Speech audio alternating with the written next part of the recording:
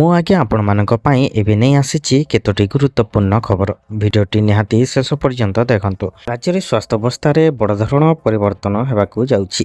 ରାଜ୍ୟରେ ଆୟୁଷ୍ମାନ ଭାରତ ଯୋଜନା ଲାଗୁ ହେବା ପରେ ଏହି ଯୋଜନା ଏବଂ ଗୋପବନ୍ଧୁ ଜନ ଆରୋଗ୍ୟ ଯୋଜନାରେ ମିଳିତ ଭାବେ ଲୋକଙ୍କୁ ମାଗଣା ସେବା ମିଳିବ। ସାରା ଦେଶରେ 27,000 ହସ୍ପିଟାଲରେ ଏହି ଦୁଇଟି ଯୋଜନାରେ ସାମିଲ ହେବାକୁ ଥିବା ଲୋକ ଚିକିତ୍ସା ସୁବିଧା ପାଇବେ। ପୂର୍ବରୁ BSKY ଯୋଜନାରେ ରାଜ୍ୟ ଭିତରେ ଓ ବାହାରେ କେବଳ 900 ହସ୍ପିଟାଲରେ ଏହି ସୁବିଧା ମିଳୁଥିଲା, କିନ୍ତୁ ଏବେ ଦେଶର ଯେକୌଣସି ରାଜ୍ୟରେ ଯେକୌଣସି ସ୍ଥାନରେ ଏହି ସୁବିଧା ଉପଲବ୍ଧ ହେବ ବୋଲି ସ୍ୱାସ୍ଥ୍ୟମନ୍ତ୍ରୀ ମୁକେଶ ମହାଲିକ ସୂଚନା ଦେଇଛନ୍ତି। ଆଜି ଗୃହରେ ସ୍ୱାସ୍ଥ୍ୟ ଓ ପରିବାର କଲ୍ୟାଣ ବିଭାଗ ଖର୍ଚ୍ଚ ଦାବି ଆଲୋଚନାର ଉତ୍ତର ଦେଇ ମନ୍ତ୍ରୀ ଶ୍ରୀ ମହାଲିକ କହିଛନ୍ତି ଯେ ଗୋପବନ୍ଧୁ ଜନ ଆରୋଗ୍ୟ ଯୋଜନାରେ 356 କୋଟି ଟଙ୍କାର ବଜେଟ୍ ଥିବା ବେଳେ ଆୟୁଷ୍ମାନ ଭାରତ ଯୋଜନା କାର୍ଯ୍ୟକାରୀ କରିବା ପାଇଁ 500 କୋଟିର ବ୍ୟୟବରାଦ ଅଛି। ରାଜ୍ୟ ସରକାର ଆରମ୍ଭ କରିଥିବା CM କିଷାନ ଯୋଜନାର ପ୍ରଥମ କିସ୍ତି ସେପ୍ଟେମ୍ବର 8 ତାରିଖ ନୂଆଖାଇ ଅବସରରେ ପ୍ରଦାନ କରାଯିବ। ଆଜି ଏନେଇ କୃଷି ଓ କୃଷକ ସଶକ୍ତିକରଣ ବିଭାଗ ଦାୟିତ୍ୱରେ ଥିବା ଉପମୁଖ୍ୟମନ୍ତ୍ରୀ କନକ ବର୍ଦ୍ଧନ ସିଂଦେଓ ଓ ସମସ୍ତ ଜିଲ୍ଲାପାଳଙ୍କ ସହ ଆଲୋଚନା କରିଛନ୍ତି। ଆଜି ଲୋକସେବା ଭବନ ସମ୍ମିଳନୀ କକ୍ଷରେ ଡିଜିଟାଲ ଫସଲ ସର୍ବେକ୍ଷଣ ସମୀକ୍ଷା ବୈଠକରେ ଉପମୁଖ୍ୟମନ୍ତ୍ରୀ ଏନେଇ ସମୀକ୍ଷା କରିଥିବା ଜଣାପଡ଼ିଛି। ଏହାପରେ ଉପମୁଖ୍ୟମନ୍ତ୍ରୀ କହିଛନ୍ତି ଯେ ଇ-ଚାଷ ଆପ୍ ଜରିଆରେ ଡିଜିଟାଲ ଫସଲର ସର୍ବେକ୍ଷଣ କରାଯାଉଛି। ଏଥିରେ କୃଷକ ଫସଲ ଓ ଚାଷ ଜମିର ତଥ୍ୟ ସରକାରଙ୍କ ପାଖରେ ପହଞ୍ଚି ପାରୁଛି। ଏହି ସର୍ବେକ୍ଷଣ ଚଳିତ ମାସ 30 ତାରିଖ ପର୍ଯ୍ୟନ୍ତ ଚାଲିବ।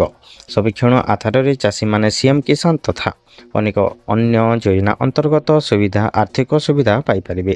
ଏହାର ପ୍ରଥମ କିସ୍ତି ସେପ୍ଟେମ୍ବର 8 ତାରିଖ ନୂଆଖାଇ ଦିନ DBT ମାଧ୍ୟମରେ ପ୍ରଦାନ କରାଯିବ। PM କିଷାନରୁ ବାଦ ପଡ଼ିଥିବା ସମସ୍ତ ଯୋଗ୍ୟ ଚାଷୀ ଏହାଦ୍ୱାରା ଉପକୃତ ହୋଇପାରିବେ ବୋଲି ଉପମୁଖ୍ୟମନ୍ତ୍ରୀ ଶ୍ରୀ ସିଂଦେଓ କହିଛନ୍ତି।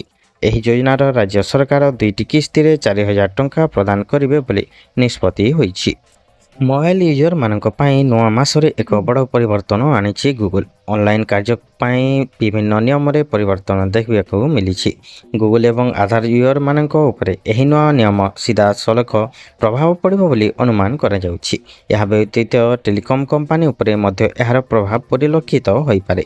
ସେହିପରି ସେପ୍ଟେମ୍ବର 14 ତାରିଖରୁ UIDର ମାଗଣା ସର୍ଭିସ ମଧ୍ୟ ବନ୍ଦ କରି ଦିଆଯିବ। ସେପ୍ଟେମ୍ବର 1 ତାରିଖରେ ଗୁଗଲର ନୂଆ ପ୍ଲେ ଷ୍ଟୋର ପଲିସି ଲାଗୁ କରାଯାଇଛି।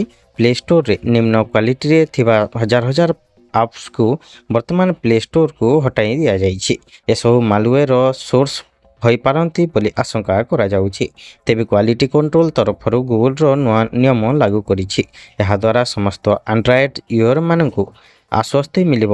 ଏହା ସହିତ ଗୁଗଲର ପ୍ରାଇଭେସି ପାଇଁ ମଧ୍ୟ ଏହା ବେଶ ଲାଭଦାୟକ ହୋଇପାରିବ।